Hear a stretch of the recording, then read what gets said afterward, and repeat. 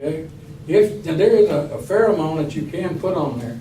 If I was to do that, I would put it on right in the center ones, and I'd put it right on this bar here, right in the center, so that they'll draw off from there. I wouldn't put it on the side anywhere. But you can put a pheromone in there. I don't. I use this as a pheromone. This is natural stuff here, and they can smell this stuff. Is there any questions? I gotta get I got on a new shirt. shoes out of here. My wife said I had to wear a new shirt because my other shirt was slightly wrinkled, so I got on a new shirt for this demonstration. Looks great. I'm sorry about the bees there. But, this work has been working quite well for me. I've got 60-something hives now, and all of them I've caught. I bought 6 hives last year, 5 hives last year. I paid $615 for them. 2 of them are dead, and 2 of them are not doing any good, and only got 2 that's just doing any well at it. So I seem to do better with this. And Travis is absolutely right. You can't trust these bees. You go to one hive there, and they're just gentle as they can be. And the next hive you go to, they're vicious. And so do not trust wild bees, period. I don't know even more about the taming there, but some of them are more aggressive than others. I run 19 hives the other day, 18 of them up, no problem. And the 19th one, the last one I was running there, they come boiling out of there, they covered me up there, they stung me here, they threw your clothes. And I always wear, it's bare selling, I wear a hood and gloves, all I wear. But I always got a smoker there. And so I highly recommend to be awful careful with these guys because they are in, when the fight starts, there's no time out for these guys. Okay? I do have a question. Yes, ma'am. Are you talking about just putting these arbitrarily out and thinking there might be bees that decide we need a home? Or are you seeing When they swarms that need when they go on the swarm there, they'll ball up there. Then they send out scouts, and the scouts find a cavity. Then they come back to there, and they do a dance. And whoever does the most prolific dance, then that's where they go to.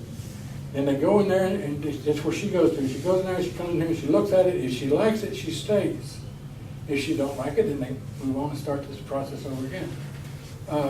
Places with a lot of oak trees is hard to catch bees because there's hollows in oaks a lot. Places where there's a lot of mesquites is a good place because mesquites are not hollow. But yeah, you arbitrarily put them out, and there's places that I can put bees out and guarantee to catch bees every year if they're moving. I can put them out at other places, and they're not. I do not know why. Acres Ranch is 14,000 acres of up and down hills, mesquites, cactus. Worst looking place you ever seen there. But the bees are traveling through that area there. Over at Trent, I got one place over at Trent. I can set 3 or 4 boxes out, just set them out on the ground out there, and they'll fill up with bees. But now I go down the road down there, 10 miles to another place there, I can't catch anything down there. But this is what you do. And I set them on a hive. They're on a hive about this high off the ground. Something else you can know. But if you're something next to water, bees are going to look for water, especially when it gets really dry, or places that have got some kind of altitude to them. But you need something other with some volume to it so they can expand there. But like I say, they've been in water meters, anything you could think of, bees have been in. So you said something about the cattle coming and brushing up Oh, against yeah. them and stuff like that. And do you know anything about feral hogs, what they'll do with the hive? I would have bet good money that feral hogs would tear up a beehive. But in 8, 9, 10 years, I've never had a hog to turn one over. I've had hives out there, and then come back and check them a month later, and there'd be a hog trail right in front of them, and they never have bothered them. Have you ever had hogs bothering you? Minor fence, so Oh, yeah, are they? I've not seen them try to penetrate the fence. Oh, yeah. But no, I've got them all over the place. I have never had any problems with feral hogs. But I would have bet good money that they would have destroyed the hives there. I asked that question of the guy that I got these from last week, and he said the same thing. He'd never seen it. And I grew up raising, not feral hogs, but hogs. Yeah, me too. And I think they've got sensitive noses, you know? That's the most sensitive part of a hog's body, and if they get stung there, they're not gonna appreciate it, so I think they know.